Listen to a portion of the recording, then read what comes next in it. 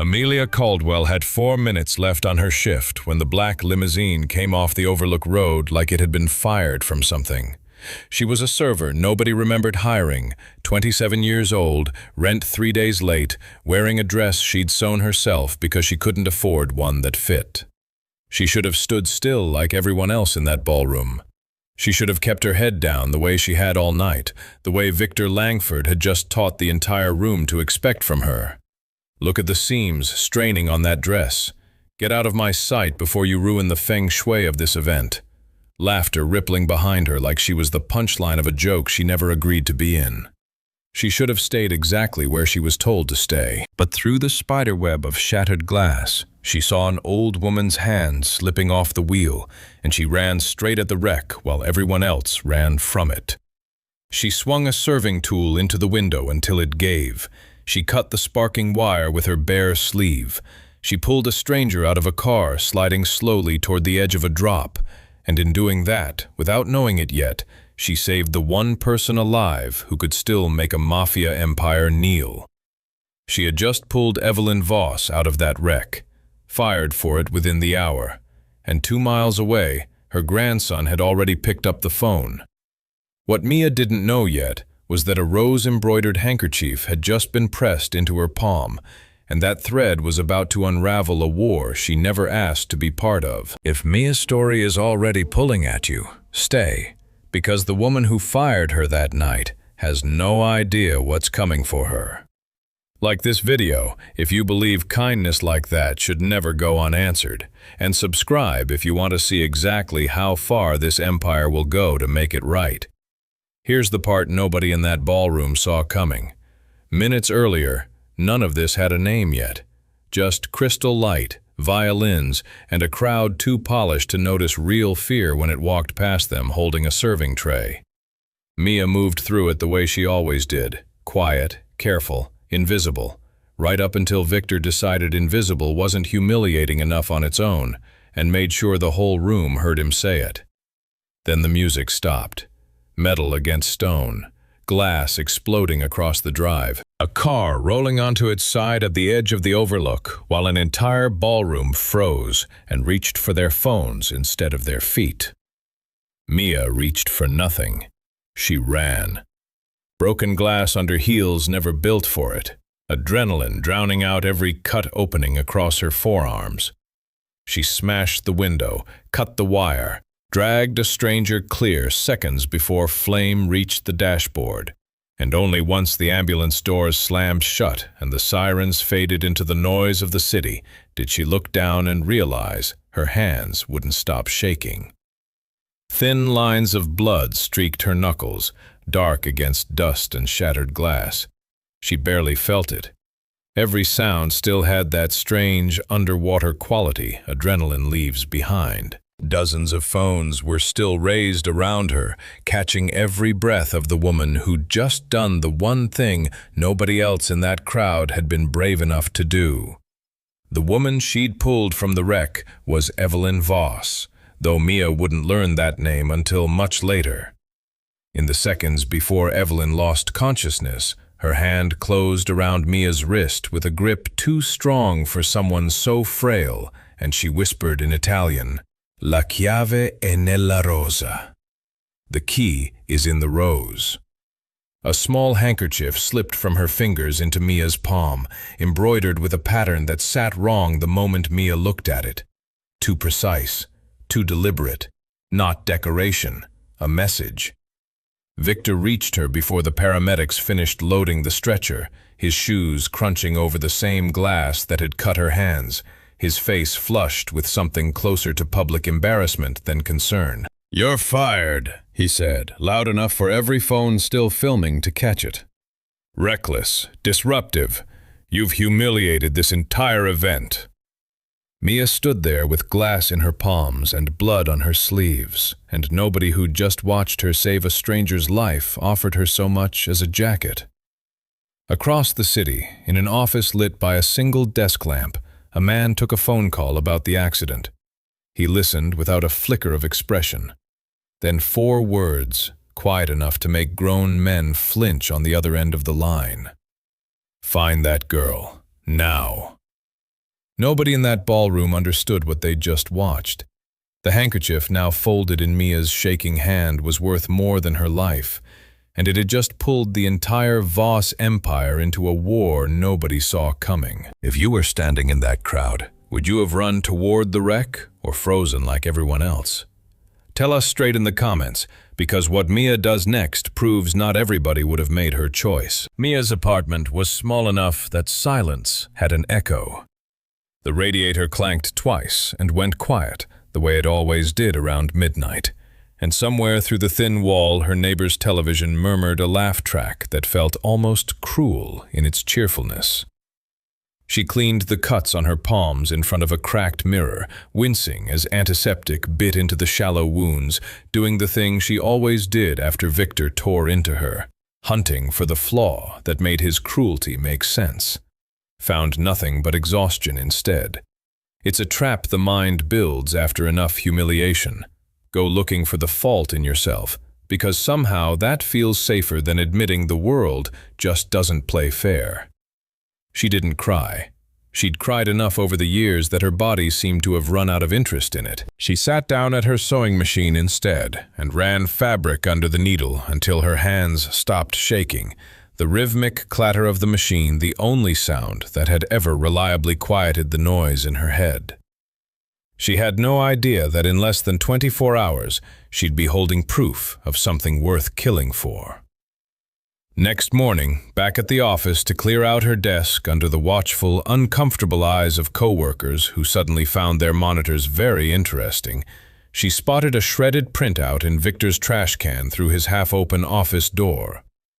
Torn into a dozen pieces, scattered among coffee grounds and a crumpled memo. She took it home anyway, folding the scraps into her purse with the same care she used handling delicate lace, telling herself it meant nothing. Instinct, maybe. Or something else she didn't have a name for yet. That night she laid the scraps across her sewing table, under the bright work lamp she used for detail stitching. Same patience she used piecing together fabric, matching torn edges the way she'd match a seam allowance, holding pieces up to the light to check the grain of the paper fibers. It took nearly 2 hours. Letter by letter, word by word, a message came together. Rose, underlined twice in Victor's own cramped handwriting. Instructions to erase footage from the night of the gala, timestamps circled in red ink. She didn't know it yet, but she was holding the first page of Victor's own downfall, and she almost threw it in the trash where she found it. Her stomach dropped, cold spreading through her chest the way it does right before you understand you've stumbled into something much bigger than yourself. She didn't understand all of it. She understood enough to start writing everything down in the back of an old notebook, dating each entry, hiding it inside a shoebox in her closet, like a secret she wasn't ready to hold alone. Across town, Lucian Voss was already looking for her. His people found what nobody else would have thought to check: old client records from a tailoring shop where, years back, Mia had mended clothes for his grandmother, patched a torn hem on a coat Evelyn had worn to a funeral. Small, unremarkable work that Evelyn had apparently never forgotten. Lucian read the file twice at his desk that night, something flickering behind his eyes that his own men rarely saw and knew better than to comment on. He didn't mention it to anyone, just sent a package to her apartment, bolts of fine silk and wool, the kind she'd only ever touched in magazine photographs, wrapped in tissue paper with a precision that told her someone had chosen this personally. A note, 2 words: "Thank you."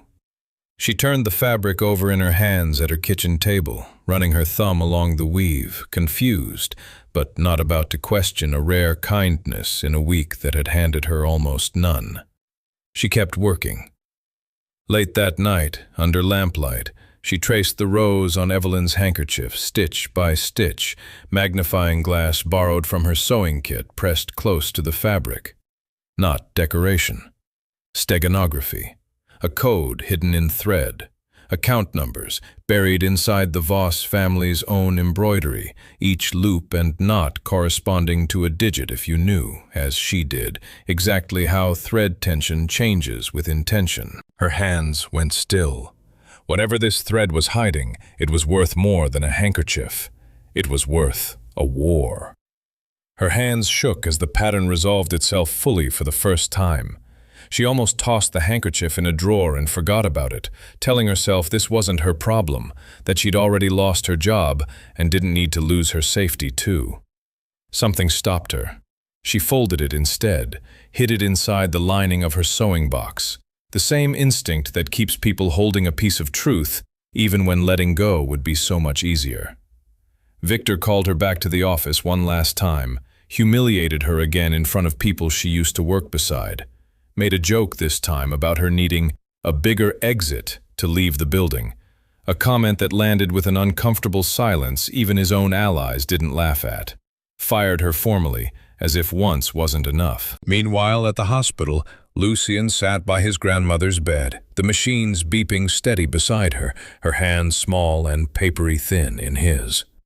Evelyn, weak but clear-headed, gripped his fingers and told him about the girl who didn't look away, the girl who smelled like champagne and fear and hadn't hesitated even once. He said nothing, jaw tight, staring at the floor the way he did when emotion threatened to surface somewhere he couldn't control it. That night, he had someone watching Mia from a distance, a car parked quietly down the block from her apartment each evening. She never knew. Marcus Hale, Lucian's right hand, dropped off an envelope at her door, standing a half step back from the threshold the way careful men do. Formal thank you from the family, polite, impersonal. Mia noticed the wax seal, same rose pattern as the handkerchief, pressed into deep red wax, still slightly warm. When she looked up to ask about it, something crossed Marcus's face, quick as a shadow passing over water. Not warmth, not hostility. Fear, maybe, though he covered it fast with a professional half-smile.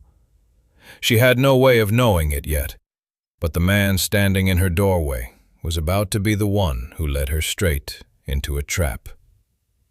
People rarely announce the war going on inside them. It just leaks out, in a flicker they think nobody else can read. 2 days later, Lucian found her at a coffee shop on a corner neither of them belonged to, the kind of place with mismatched chairs and a barista who called everyone Hun. He'd chosen it deliberately, neutral ground, nothing that smelled like money or danger. Steel gray eyes, voice low, controlled. He didn't sit down right away. He stood at the edge of her table for a moment, as if deciding whether this conversation was a mistake, before finally lowering himself into the chair across from her. "I'm not just here to thank you." "Then why are you here?" Her voice came out steadier than she expected, though her pulse hadn't slowed since he'd walked through the door. "Because you're holding something that could get my whole family killed." "I only did what was right." Steadier than she felt, chin lifted the way it did whenever she refused to let someone see her flinch. "Then you don't understand what right costs." He said it without cruelty, almost gently, like a warning offered out of something close to respect. He warned her plain, no threats, and left gentler than he'd arrived, leaving a 20 on the table for a $5 coffee without comment. But she caught something else in his eyes before he did. A half-second where his gaze dropped to the bandage still wrapped around her forearm, something unreadable passing behind those cold gray eyes. Attention, respect. The first real acknowledgement she'd gotten in weeks, and it landed somewhere in her chest she didn't have a name for either. Neither of them said it out loud. Victor was hiding something far bigger than a bruised ego, and that rose-stitched handkerchief tucked inside Mia's sewing box was the only key that could crack it open. The disciplinary hearing was built to bury her for good. The conference room smelled like burnt coffee and cologne, fluorescent light bouncing hard off the glass table where 7 board members sat with folders they'd already decided not to read carefully. Victor stood in front of the board, doctored footage rolling behind him on a projector screen that flickered slightly at the edges, painting Mia as unstable, reckless, a liability the company had every right to cut loose. Twice, he'd rehearsed this. She could tell by the way his hands moved, practiced and theatrical, a man performing certainty rather than possessing it. She endangered the entire event. Arrogance thick in every word, his voice pitched for the back row even though the room barely sat 10 people. This is exactly the kind of judgment we cannot tolerate. Mia stood up. Her chair scraped against the floor, the only sound in a room that had gone suddenly, uncomfortably quiet. Didn't raise her voice. Set a flash drive on the table with a hand that trembled just slightly, though her face gave nothing away, and let the room watch. The real footage of her pulling Evelyn from the wreck. Glass and smoke and her own bleeding arms in full color this time. Victor's insult caught clean on audio, his voice unmistakable through the ballroom's ambient noise. Documents tracing that embroidered code straight to a hidden account under the Voss name, projected large enough that even the board members in the back leaned forward to read the numbers. Dead silence. The kind of silence that has weight to it, that presses down on a room until somebody has to be the first to move. That particular kind of silence that hits a room when it realizes it laughed at the wrong person. Not guilt exactly, more like a room quietly recalculating who actually held the power the whole time. Then the door opened, and the silence turned to ice. Victor's smile hadn't fully collapsed yet. He still believed, for one more second, that he held the room, the way people at the top usually do, right up until the room stops agreeing with them. Lucian crossed the floor straight to Mia, footsteps unhurried, deliberate, the kind of walk that made grown men in that room instinctively sit up straighter without knowing why.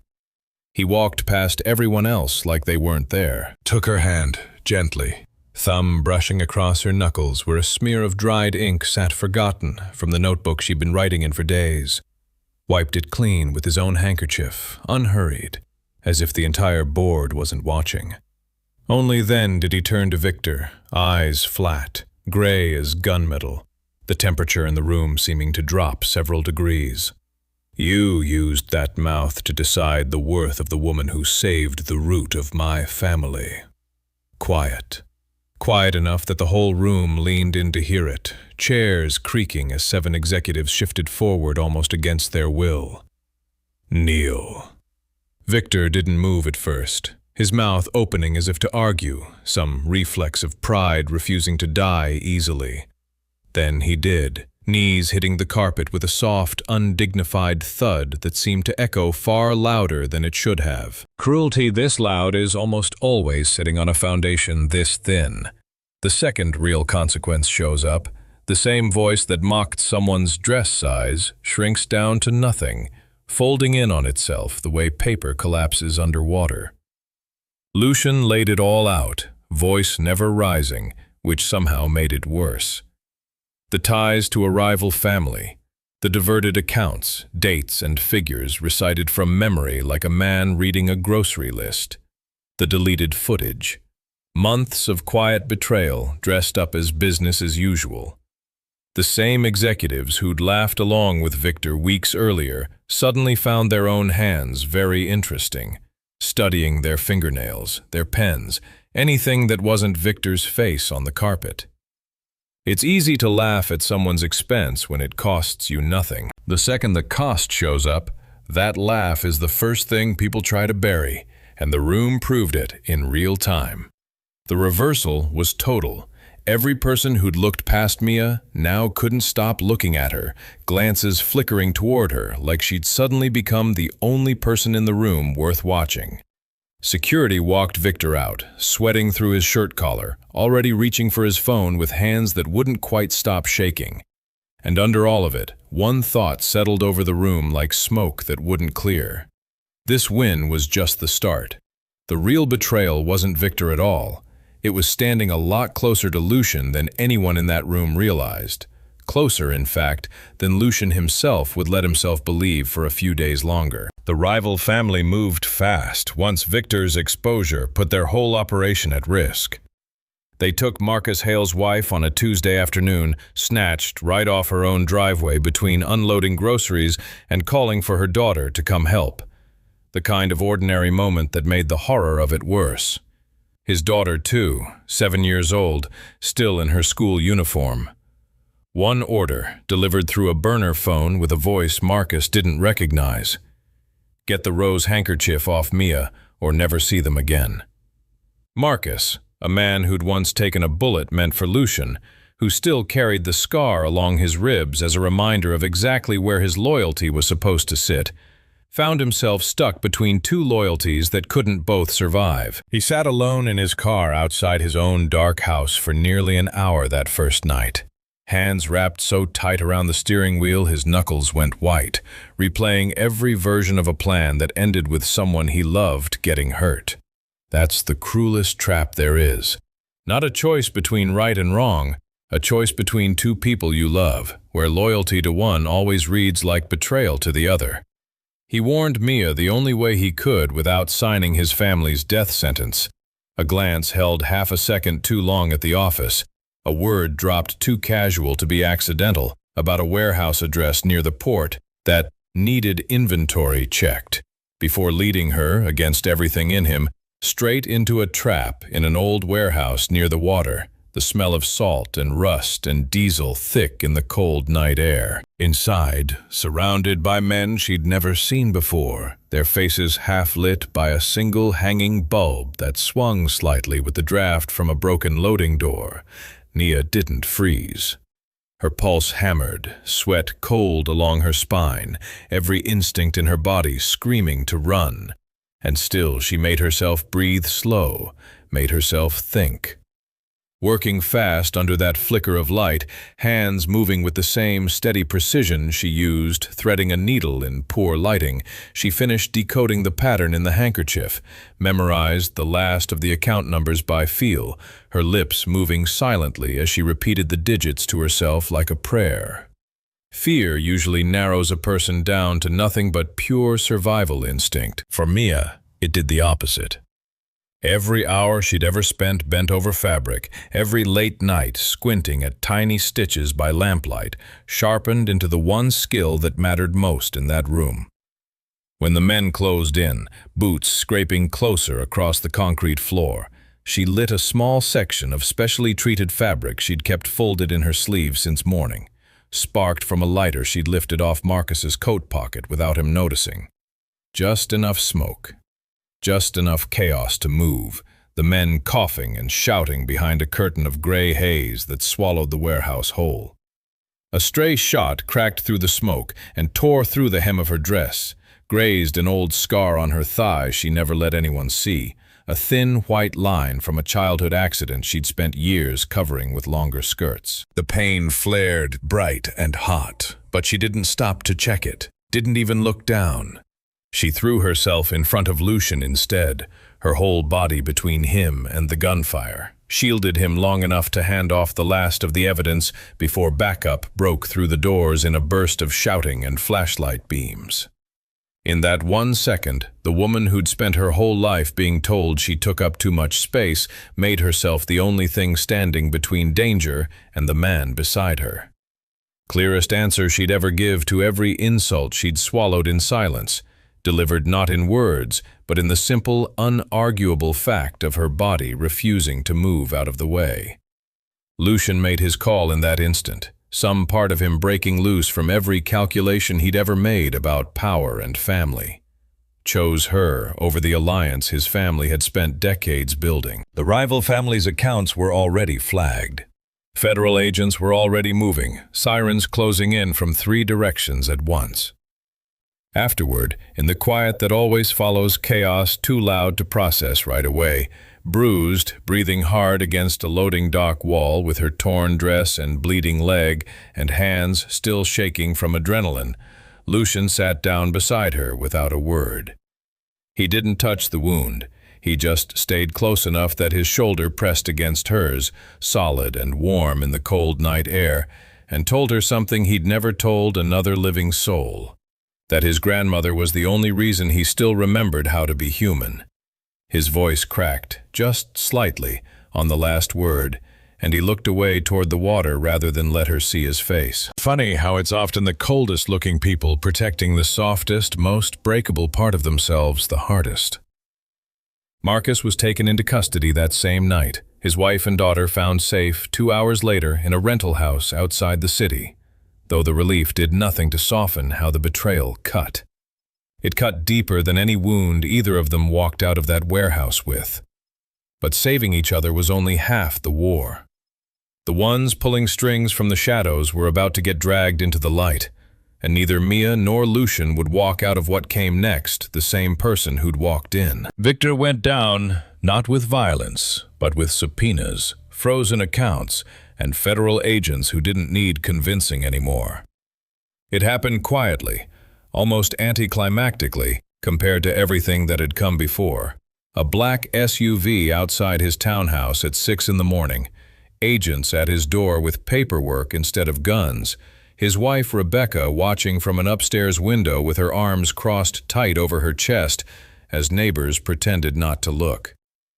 The rival family's whole operation surfaced once investigators traced the numbers hidden in Evelyn's embroidery, right where Mia found them first, months of hidden money trails unraveling in a matter of weeks once the right people finally knew where to look. Lucian bought the company Victor used to run in a deal that closed faster than anyone in the industry expected, and made Mia creative director, put her in charge of event security too. 2 jobs she understood better than anyone who'd ever sat in that boardroom. First staff meeting, held in the same glass conference room where she'd once been humiliated and fired, he introduced her to the same people who'd laughed along with Victor's cruelty and made it clear, calm as anything, standing beside her rather than behind a podium, that their respect wasn't optional anymore. One by one, they apologized, some stiff and formal, others visibly ashamed, unable to fully meet her eyes. Mia laid out a full safety overhaul, pages of protocol she'd sketched out late at night at her kitchen table, complete with contingencies nobody else had thought to consider. Nobody in that room dismissed a word of it. Marcus faced real legal trouble for his part in the kidnapping, sentencing hearings that dragged through weeks of testimony, but Mia asked for leniency, standing in front of a judge to describe exactly what kind of impossible choice he'd been forced into, and got it. She understood better than most what it means to be cornered with no good option left. That kind of compassion rarely comes from people who've never been desperate. It comes from the ones who have, and choose to answer it differently anyway. Marcus, sitting in the back of the courtroom in handcuffs, wept quietly when the reduced sentence was read, his wife's hand pressed flat against the glass divider. In front of the board, in front of the same people who'd once measured her entire worth by a dress size, Lucian said plainly, without ceremony, that Mia was his equal. Not his employee, not his charity case, not a secret. It cost him alliances built over 20 years, deals that quietly fell through in the following months, old family friends who stopped returning his calls. He didn't blink once, didn't so much as glance toward the door those alliances walked out of. Mia didn't need protecting anymore. She was needed. First time in her life, she stood as an equal next to the most powerful man in the room, and the strange thing was, it didn't feel like a fairy tale ending. It felt like something she'd earned with her own 2 hands, stitch by stitch, decision by decision. What waited for her next wasn't another crisis to survive. It was the moment she'd finally stop feeling invisible. At a gala built to close the story, exactly where it started. The final gala shimmered under the same chandeliers as the first one, the same lake wind pressing cold against the same tall windows. Nothing else about the room felt the same.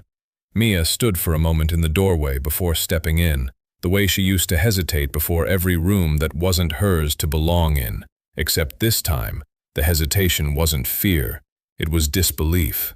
Her own name was printed on the seating card nearest the head table. Not staff, not server, just Amelia Caldwell, in the same elegant script as everyone else's. She wore a gown she'd designed herself, cut to celebrate the body she used to apologize for, deep emerald again, but bolder this time, cut with intention instead of apology. The fabric had cost more than 3 months of her old rent, and for once she hadn't flinched paying for it. Guests who once looked straight through her were asking for her card, complimenting the tailoring, the fit, the confidence radiating off her like something they wanted to bottle. A woman in sapphire earrings, the same woman who'd covered her mouth laughing at Victor's cruelty months earlier, touched Mia's sleeve and said the stitching was the finest she'd seen all season. Mia thanked her and felt nothing curdle in her stomach the way it once would have. The compliments simply landed, clean, the way compliments are supposed to. Rebecca Langford found her by the entrance. Same old sneer stretched thin across a face that had aged years in the past few months, her husband's disgrace still clinging to her like static. Cheap fabric, no real label. Mia looked her dead in the eye, didn't flinch, didn't feel the old heat crawl up her neck the way it once would have. Her pulse, if anything, stayed perfectly calm, the strangest sensation, standing in front of the woman who'd once made her feel small, and feeling nothing shrink inside her at all. Luxury was never about the labels stitched into the collar. It's about whether the fabric's wide enough to shelter someone when they need it. Some people spend a whole life trying to prove their worth with a label. Others just stop asking for anyone's permission to already know it. Rebecca opened her mouth to respond and found, for the first time in her life, nothing worth saying. She turned on her heel, heels clicking sharp against the marble, and didn't look back. Mia let out a breath she hadn't realized she was holding, her hands loosening at her sides. For years, moments like that had ended with her stomach in knots for hours afterward, replaying the words she should have said instead. This time, there was nothing to replay. The moment had simply happened, and then it was over, and she was still standing exactly as tall as she'd been standing before it started. Right then, Evelyn Voss stepped forward, hands steadier than they'd been in that wrecked car weeks earlier, silver hair pinned high, pearls back around her throat as if nothing had ever threatened to take them from her, and draped the Voss family's heirloom shawl over Mia's shoulders, in front of everyone, the fabric heavy and warm and smelling faintly of cedar and thyme. A hush moved through the nearest tables, heads turning, murmurs rising and falling as people recalculated, once again, exactly who this woman was. Evelyn's fingers lingered on Mia's shoulder a moment longer than necessary, a small private pressure that said more than words could have. Thank you, and welcome. And you are one of us now. Lucian moved in beside her, not behind her, not above her, beside her. Leaned close enough that only she could hear him say he'd chosen her, whatever it cost. His hand found hers, fingers lacing together in a grip that felt less like romance and more like promise. Somewhere behind them, a photographer's flash caught the moment without either of them noticing, a picture that would run in 3 society pages by morning, with a caption that finally spelled her name correctly. Mia caught her own reflection in the mirrored wall across the ballroom, the same wall she used to avoid looking at whenever Victor's voice found her in a crowd. First time in her life, she didn't look away from it. She stood a little taller instead, shoulders back, and let herself simply be seen. Not as the girl who'd been humiliated in this exact room, not as the woman who'd bled on this exact floor, but as someone standing entirely, finally, in her own name. In the end, this story is about a simple truth. Real worth was never decided by cruel people in expensive rooms. The quietest women can carry the most dangerous kind of strength, and the person everyone chooses to ignore might just be the one who ends up changing everything. What did you feel watching Mia's transformation? Drop it in the comments, and like, share, subscribe for more stories like this one.